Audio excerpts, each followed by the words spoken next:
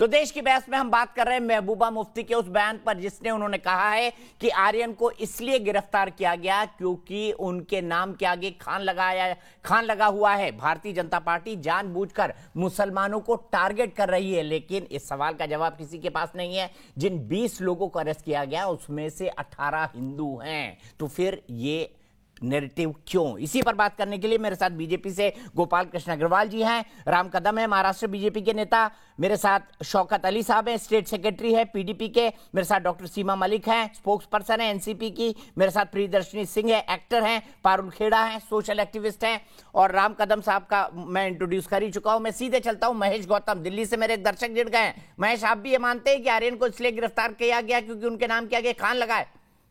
नहीं सर, ये बिल्कुल गलत है। और ये हमारे देश का दुर्भाग्य है कि आज हमारे देश का जो नौजवान है वो इस ड्रग जैसी नशीली पदार्थों की ओर जाने लगा है। इसने हमारे देश और हमारे नौजवानों के लिए भी अंधकार का भविष्य नजर आने लगा है।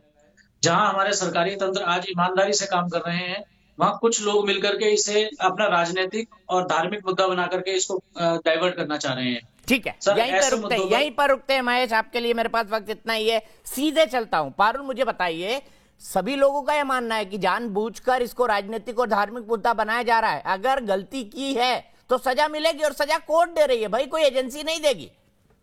अगर एजेंसी ने गलत केस फंसाया है तो वकील लड़ेंगे और कोर्ट से छूट के आएंगे आर्यन का। हाँ, अरे बहुत बड़ा काम था। पारुल, मेरी बात सुन पा रही हैं आप?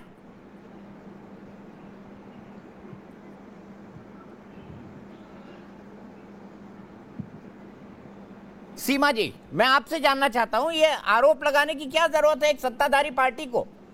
और उसमें यह भी कहा जा रहा है कि आरोप इसलिए लग रहे हैं क्योंकि नवाब मलिक जी के एक रिश्तेदार, उनके दामाद जो है वो जेल में रह गए हैं 9 महीने, इसलिए वो एनसीबी पर ये आरोप लगा रहे हैं।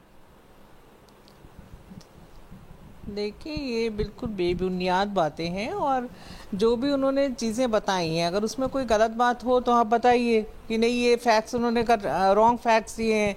और ऐसा देखिए, मैं आपको ये बात कहना चाहती हूँ कि जो एनसीबी है उससे हम एक्सपेक्ट करते हैं कि वो कुछ बड़े मल्टीनेशनल रैकेट्स को एक्सपोज करेंगे, कुछ इंटरनेशनल रैकेट्स को एक्सपोज करेंगे। आज ये ड्रग्स की जो समस्या है उसके लिए हर पेरेंट्स चिंतित है, कोई भी नहीं चाहता, चाहे हमारी पार्टी के लोग हों चाहे किसी भी पार्टी के लोग हों, कि इस तरह का नशा या कुछ मतलब जो है, सब चाहते हैं कि एक नशा मुक्त भारत हो।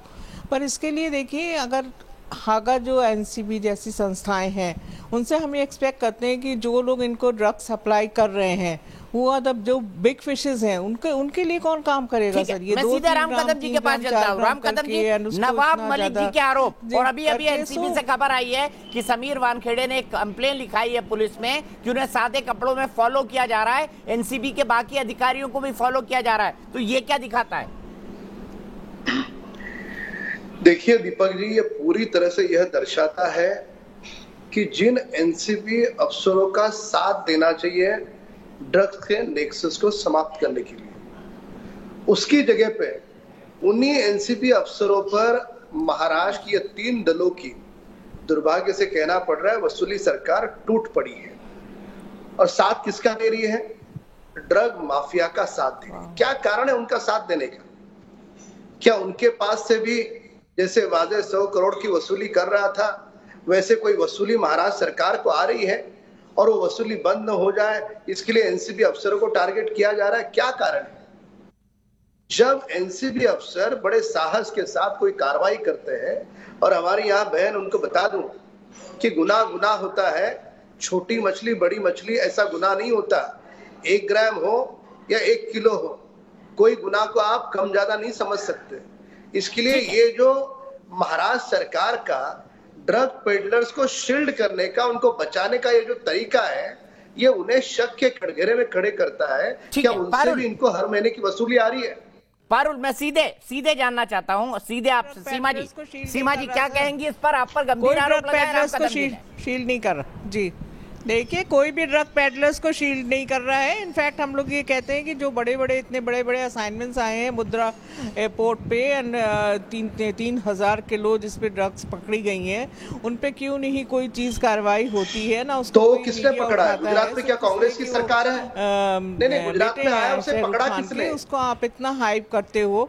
ठीक है, पारुल एक क्विक जवाब, आपको भी लगता है एनसीबी गलत कार्रवाई कर रही है, विंडिक्टिव हो रही है, पॉलिटिकल एजेंडा साथ रही है? Main thing is who are the big fishes? बिल्कुल बिल्कुल दीपक जी, बिल्कुल ये पॉलिटिकल वेंडेटा ही है। जिस तरीके से एनसीबी बार-बार समय पे समय मांग रही है, अभी राम कदम जी बड़े ही आसानी से बोल रहे थे कि मनीष भानुशाली जो है मुखबिर बन के बता रहे थे रेड में आप इन्फॉर्मर जो है वो रेड में भी आता है, वो उनको पकड़ के ला रहा है, एक प्राइवेट डिटेक्टिव आ जाता है रेड में। ये कैसे आ जाता है? एनसीबी के साथ मिलकर कैसे कर लेता है? दूसरी बात ये भी बोल रहे हैं गुजरात ने पकड़ लिया, इनको पता है गुजरात में कितना ड्रग्स आ रहा है। अभी 3,000 किलो, अभी अगस्त में 450 किलो एमडीएमए मिला है। ये कहां से आ रही है? क्या? ठीक है, मैं सीधे गोपाल जी से सवाल लेता हूं। गोपाल जी, क्या केंद्र सरकार के पास इतने बड़े बड़े टेंशन है, इतनी बड़े बड़े इश्यूज है सॉल्व करने के लिए, क्या एनसीबी को इस तरह से पीछे लगाया है केंद्र सरकार ने? ये आरोप लगा रहे हैं शाहरुख खान के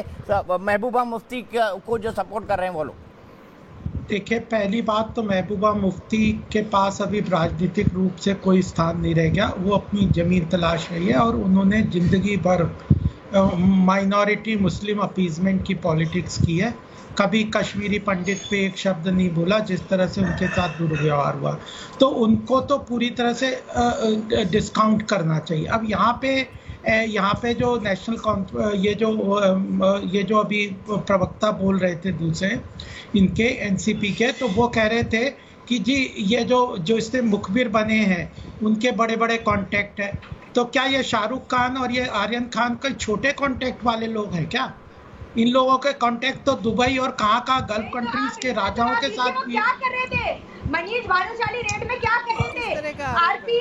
अरे तो आपको इसका जवाब दीजिए ना, इसका जवाब। हाँ, तो आर्यन खान दीपक जी जवाब दे दो वहाँ पे। क्या वो आर्यन खान? दीपक जी जवाब मेरे पास अफसोस आज के लिए वक्त इतना ही है, लेकिन मुझे लगता है कि इस मुद्दे पर हम एक बार और बहस करेंगे, तब और खुलकर बात होगी। क्या खान होने के कारण आर्यन के खिलाफ कार्रवाई हुई? हाँ कहना है 7% लोगों का, लेकिन नहीं कहना है 93% देश के बहस के दर्शकों का। फिलहाल एक ब्रेक, लेकिन न्यूज नेशन पर खबरों का सिलसिला लगातार जारी है।